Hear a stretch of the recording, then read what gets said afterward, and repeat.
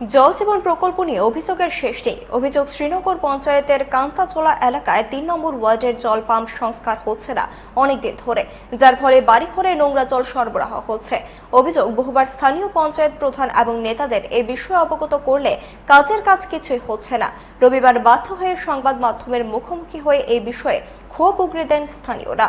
দ্রুত জলের পাম্পটি সংস্কার না হলে আগামী দিন বৃহত্তর আন্দোলনে যাওয়ার হুঁশিয়ারি দেন এলাকাবাসী। আমরা যে পাইপ দিয়ে জল দিছে, এই পাইপ দিয়ে জল যায় না, কিন্তু একেবারে এমন চিকনে পাইপ।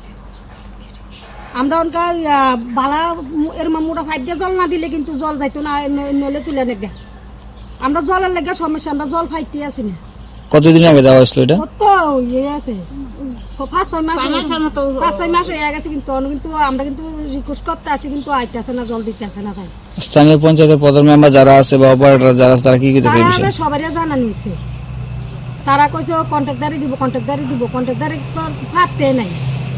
বছরখানেক হয়ে গেছে, কাজ সম্পূর্ণ হয়েছে না।